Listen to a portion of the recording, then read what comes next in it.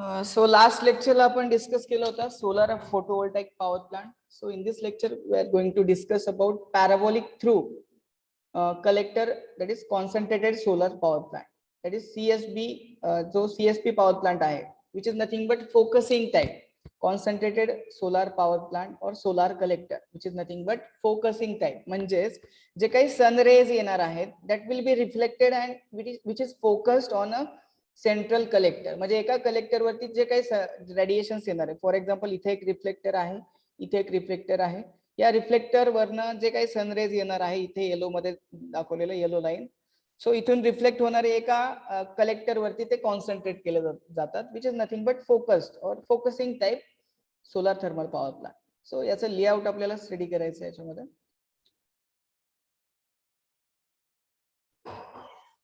So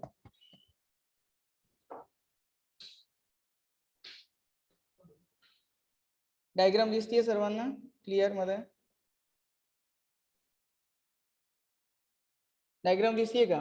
ठीक आहे. So याच्यामध्ये तुम्ही बघू शकता इथे फर्स्ट काय केलेलं आहे, हा जो टावर आहे, ठीक आहे, या टावर वरती ही ग्राउंड लेवल आहे, ठीक आहे, इथे टावर एक इन्स्टॉल केलेला आहे. या टावरच्या टॉप वरती म्हणजे टॉप पॉइंटला एक कलेक्टर बसवलेला आहे, सोलार कलेक्टर, म्हणजे सिलेंड्रिकल टाइप कलेक्टर बसवलेला आहे. That will collect all the solar radiations. हा काय करणार आहे, जे काही सोलर रेडिएशन्स आहेत ते कलेक्ट करण्याचं काम करणार आहे. सो याच्यामध्ये नंबर ऑफ ट्यूब असणार आहे, ठीक आहे, याच्यामध्ये ट्यूब्स असणार आहे. ते कशासाठी असतो ते सांगतो, ठीक आहे. So basically first of all या सन पासून आपण जे काही सन रेज आहेत, that sun rays directly imparted on the reflector. हे काय आहेत, रिफ्लेक्टर आहे, ठीक आहे. हे पॅराबॉलिक रिफ्लेक्टर आहे. तर कोणत्या टाइपचे आहेत, so which is in the type of parabolic, ठीक आहे. जे काही पॅराबॉलिक रिफ्लेक्टर आहे याच्यावरती सोलर रेज इम्पार्ट होतील आणि रिफ्लेक्ट होतील towards the collector.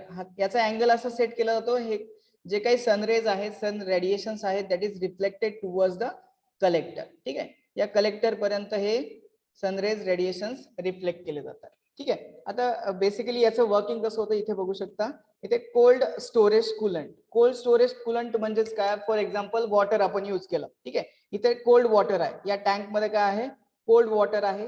That cold water is passes to the collector. म्हणजे या कलेक्टर ट्यूब मध्ये ते कोल्ड वॉटर पास केलं जातं with the help of pump. इथे एक पंप बसवलेला आहे, that water will be pumped with the help of this pump and it is passes to the collector, ठीक आहे. कलेक्टर मध्ये याच्यामध्ये नंबर ऑफ ट्यूब्स असणार आहे, ठीक आहे. हे नंबर ऑफ ट्यूब्स काय आहेत, हे वॉटर याच्यामध्ये नंबर ऑफ ट्यूब्स मधनं सर्क्युलेट होणार आहे, ठीक आहे. ते वॉटर सर्क्युलेट झालं आणि due to the sun rays किंवा सन रेडिएशन्स मुळे काय होणार आहे, हे जे वॉटर आहे किंवा जो काही कूलंट त्याच्यामध्ये यूज केलेला आहे, दॅट विल बी हीटेड, ठीक आहे. सो तो कूलंट हीट केला जातो ऍट व्हेरी हाय टेम्परेचर. तो that temperature is about 565 degree Celsius, ठीक आहे. या कलेक्टर मध्ये जे कूलंटचं टेम्परेचर किंवा टेम्परेचर हीट होतो, त्या कूलंटचं टेम्परेचर असतं 565 डिग्री सेल्सिअस, ठीक आहे. So that high temperature coolant is passes to the hot coolant storage. म्हणजे इथे आणखी एक टँक आहे, त्या टँक मध्ये जे काही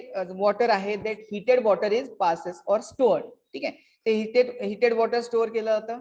पुन्हा इथे जे काही कूलंटमुळे आता वॉटर हीट केलं मग ऑब्व्हियसली ते बॉईल होत राहणार. बॉइलिंग पॉईंट किती आहे वॉटरचा, 100 degree Celsius.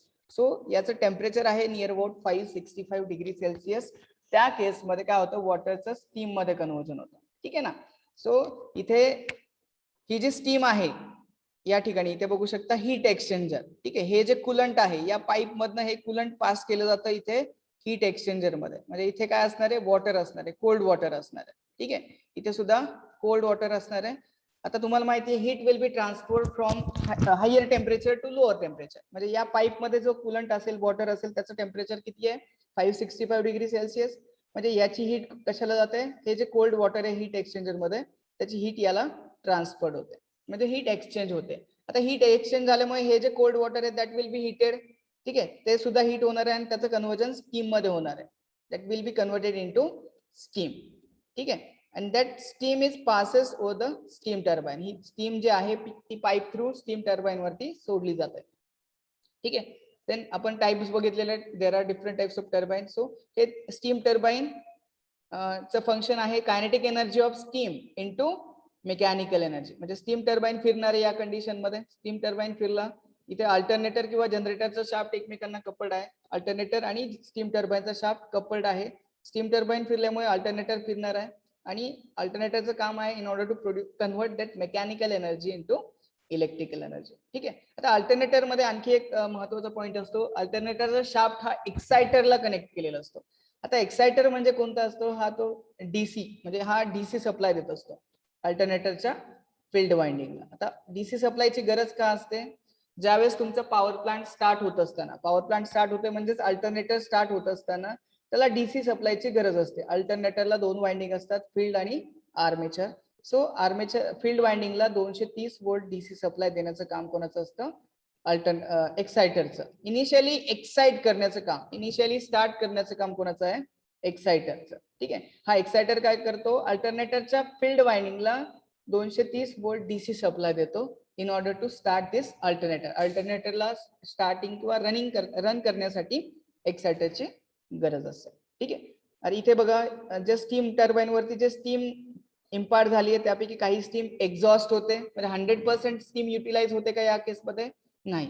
So that steam is exhausted. That exhaust steam is condense with the help of condensing plant और कंडेन्सर. इथे आपला लास्ट थर्मल पॉवर प्लांट मध्ये बघितलं होतं condenser and cooling tower. So कंडेन्सरचं काम असतं जे स्टीमचं कन्वर्जन वॉटर मध्ये कन्वर्ट करणं. That steam is again converted with in water. ठीक आहे. वॉटर मध्ये कन्वर्जन झालं, देन कुलिंग टॉवरचा यूज करून आपण ते जे वॉटर आहे त्यात गेट कूल डाऊन, म्हणजे त्याचं टेम्परेचर काय करतो? म्हणजे कुलिंग टॉवर मध्ये काय केलं जातं? वॉटर स्प्रे केलं जातं. By spraying of water the temperature of that water get decreases. म्हणजे ते टेम्परेचर काय केलं जातं? कुलिंग टॉवर मध्ये वॉटरचं डिक्रीज केलं जातं. आणि जे काही कंडेन्सेट आहे, म्हणजे स्टीमचं पाण्यामध्ये जे कन्वर्जन झालं, which is nothing but condensate, हे एका पंप थ्रू डायरेक्टली पुन्हा हीट एक्सचेंजर मध्ये पास केलं जातं. ठीक आहे. म्हणजे जेणेकरून कंटिन्युअसली स्टीम प्रोडक्शन होईल आणि यातलं जे वॉटर आहे, वॉटर लेवल आहे, ती रिड्यूस होणार नाही.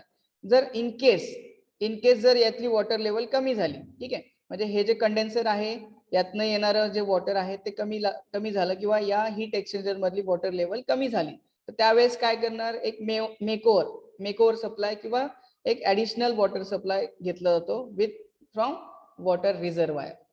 ठीक आहे. म्हणजे रिझर्वायर म्हणजे जो काही असेल तुमचं पॉन्ड असेल, रिव्हर असेल, what ever it may be. So तो जो मेकअप वॉटर सप्लाय आहे किंवा ऍडिशनल वॉटर आहे that will taken out from this water reservoir. So this your basic layout. आणि इथे आणखी एक गोष्ट सांगायची राहिली, जो हॉट कुलंट आहे तो हीट एक्सचेंजर मधून पास झाल्यानंतर याची हीट, या कुलंटची हीट या हीट एक्सचेंजर मधल्या वॉटरला जाणार आहे. त्यामुळे याची हीट इकडे गेल्यानंतर हा काय होणार आहे? कूल डाऊन, म्हणजे थंड होणार आहे. ठीक आहे. त्याचं टेम्परेचर काय होणार आहे? रिड्यूस होणार आहे. पुन्हा जे टेम्परेचर रिड्यूस झालेलं आहे that coolant will passes to the cold storage coolant. म्हणजे याचं जर टेम्परेचर रिड्यूस झालं, पुन्हा तो थंड झाला, तर त्यानंतर पुन्हा या टँक मध्ये पास केलं जातं.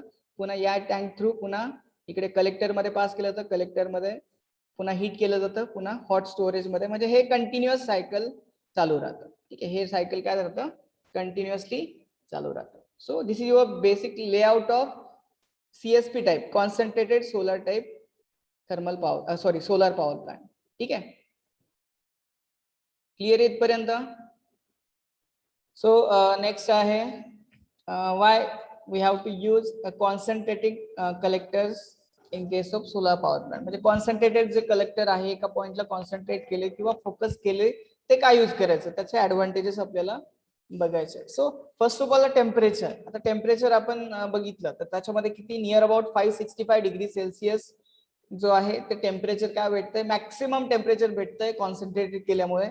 So temperature obtain is high, म्हणजे near about 565 degree Celsius, because absorber area is less. म्हणजेच काय, आपण जो एका पॉइंटला कॉन्सन्ट्रेट केला, म्हणजे हे काय कलेक्टर्स आहेत, रिफ्लेक्टर्स आहेत, त्या रिफ्लेक्टरने जे काही सनरेज रिफ्लेक्ट केलेत, आणि एक हा जो पॉइंट ऑफ कॉन्टॅक्ट आहे किंवा जो काही ऍब्झॉर्बर एरिया आहे, जो सनरेज ऍब्झॉर्ब करणार आहे, तो काय छोटा आहे. दॅट्स वाय टेम्परेचर काय भेटतं आपल्याला? मॅक्सिमम भेटते, जास्त भेटतं. सो देन नेक्स्ट आहे हीट लॉसेस. सो याच्यामध्ये losses are very less as absorber area is small. म्हणजे हा एरिया छोटा आहे, दॅट्स वाय त्याच्यामध्ये जे काही लॉसेस होणार आहे, दॅट मीन्स हीट लॉसेस होणार आहे, दॅट विल बी लेस. जसं तुम्ही सोलर पॉवर प्लांटची इफिशियन्सी बघितली, which is near about 20 to 30%. आता हे कशामुळे होतं की जे काही डस्ट पार्टिकल आहे, सोलर रेडिएशनची इंटेन्सिटी काय होते, कमी होते. रेनी सीझन मध्ये काय क्लाउडी एन्व्हायरमेंट असेल तर क्लाउड्स आल्यामुळे काय होणार आहे, सनरेज आपल्याला 100% इफिशियन्सीने भेटणार आहेत का, नाही. सो त्याची इफिशियन्सी नियर अबाउट 27-30% पर्यंत असते विंटर सीझन मध्ये.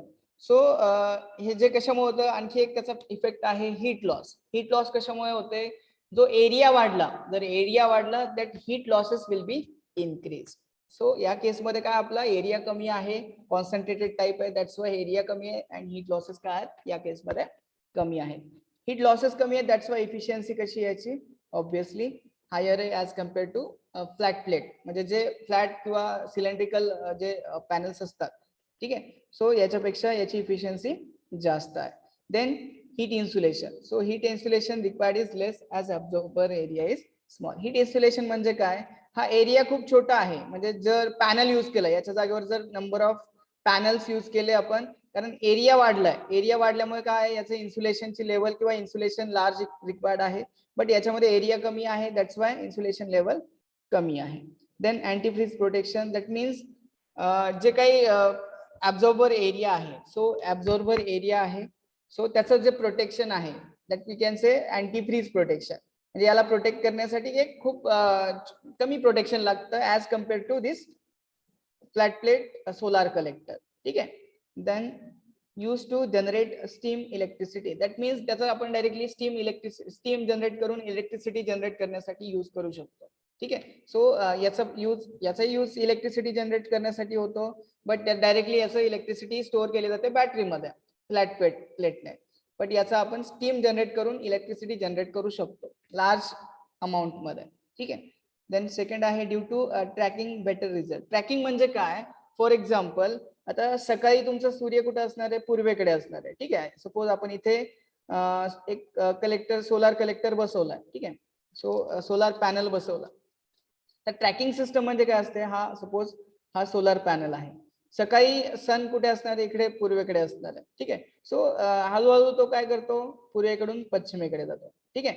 म्हणजे मॅक्सिमम इफिशियन्सी कुठे भेटणार आहे, दुपारी 12 वाजता. दुपारी 12 वाजता काय हे सनरेज काय एक्झॅक्टली या सोलार पॅनलला परपॅन्डिक्युलर असते, आणि नंतर काय होते, हळूहळू त्याची इंटेन्सिटी कमी होत जाते संध्याकाळपर्यंत, बरोबर आहे. सकाळी कमी असते आणि दुपारी मॅक्सिमम असते आणि संध्याकाळी खूप कमी असते, म्हणजे या 3 कंडिशन आपण घेऊया. आता सोलार ट्रॅकिंग म्हणजे काय, ठीक आहे. ट्रॅकिंग म्हणजे काय, तर 10 वाजता हा जो इथे अरेंजमेंट केली असते, ठीक आहे, हा जो पॅनलला एक मोटर बसवली जाते, ठीक आहे. So we can use a DC motor, त्याला डीसी मोटर आपण यूज करू शकतो. सो त्याला बोलतात एमपीपीटी. एमपीपीटी म्हणजे काय, maximum power point tracking. Maximum power point tracking म्हणजेच काय, ज्या ठिकाणी ज्या पॉइंटला आपल्याला maximum power maximum sun radiation भेटतात त्या अँगलला हा सोलार पॅनल तो अलाइन केला जातो, म्हणजे परपॅन्डिक्युलर ठेवला जातो with the help of this motor, ठीक आहे. आता फॉर एक्झाम्पल 10 वाजता इथे इंटेन्सिटी आहे, पण आपला पॅनल एकच ठिकाणी आहे, तर मॅक्सिमम इफिशियन्सी भेटेल का, परपॅन्डिक्युलर भेटेल का, नाही. तर त्या केसमध्ये काय केलं जातं, हा जो पॅनल आहे तो 10च्या परपॅन्डिक्युलर, 10 वाजता जिथे सूर्य असेल त्या सनरेजला परपॅन्डिक्युलर या मोटर थ्रू फिरवला जातो.